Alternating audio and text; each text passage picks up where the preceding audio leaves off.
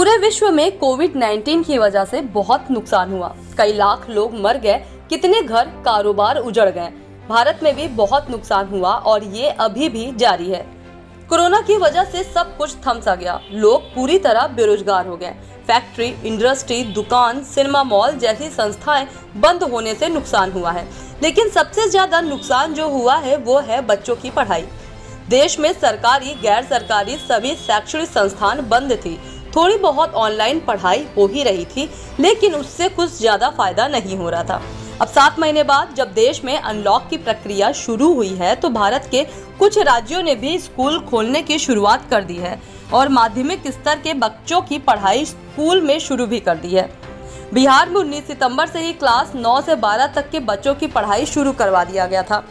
19 अक्टूबर से यूपी में +2 स्तर के सभी स्कूल खोल दिए गए हैं, जिसमें 9 से 12 तक के बच्चे स्कूल में पढ़ाई कर सकेंगे।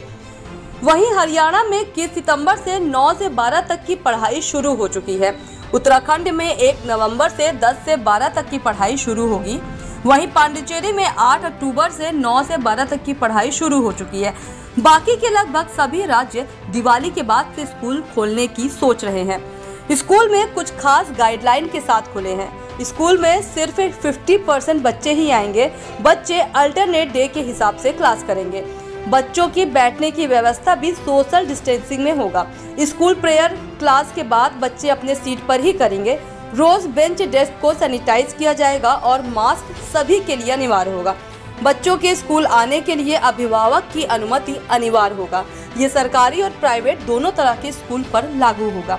अगर सब कुछ अच्छा रहा तो धीरे धीरे पूरे स्कूल को सभी स्टूडेंट के लिए खोल दिया जाएगा।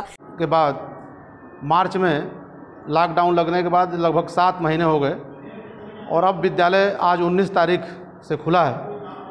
तो ऐसे में विद्यालयों की जो जिम्मेदारी है और शासन का जो निर्देश है उसका सभी का पालन करते हुए सभी बच्चों की सुरक्षा का ध्यान रखते हुए एक तो गेट से प्रवेश करते समय थर्मल स्क्रीनिंग कराना, सैनिटाइज कराना, फिर बच्चे जब कमरे में आ रहे हैं तो यहाँ पर भी अपने साथ वो सैनिटाइजर लेकर के आए हैं। मास्क सबके लिए अनिवार्य किया गया है और पानी की बोतल भी अपना सबको लाने के लिए बताया गया है, जिससे कि विद्यालय के अंदर कम से कम मूवमेंट करें। वंदना भी जो होगी वो सामूहिक कार्यक्रम मना किया गया, इससे सामूहिक रूप से नहीं कराया जाएगा। कमरों में ही बच्चे विद्यालय की वंदना करेंगे।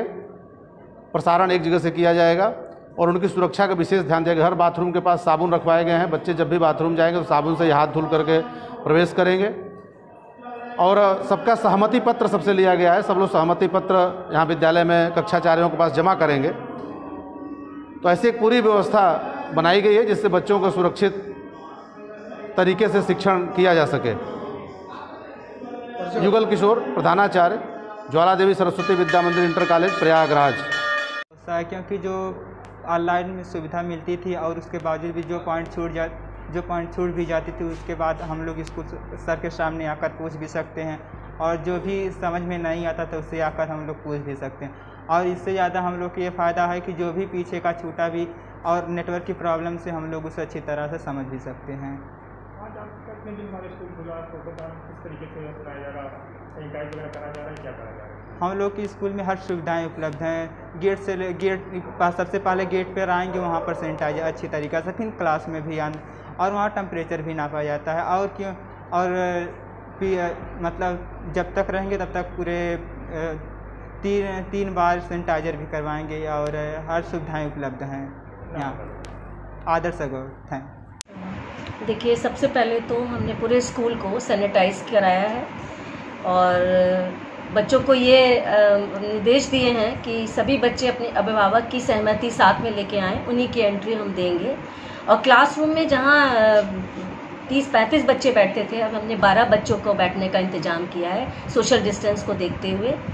और सब मतलब उनके हाथ धोने के लिए व्यवस्था की है, साबुन, सोप की, और सभी को हमने मास्क वितरित किया है। सभी बच्चों को, चाहे वो लगा के आए चाहे नहीं, हमने अपना मास्क खुद प्रोवाइड किया है हमने। देखिए, सबसे पहले तो हमने थर्मल स्कैनर से हम बच्चे का वो फीवर चेक कर लेंगे। अगर उसको कुछ इस तरह का दिखेगा तो उसको हम बच्चे को एंट्री नहीं देंगे, क्योंकि वो अभिभावक के साथ आ रहे हैं।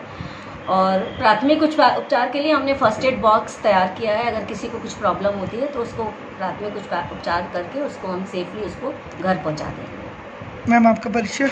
मैं doctor Indu Singh, principal GGIC Prayagraj. अब आगे देखना होगा कि कैसा रिस्पांस मिलता है।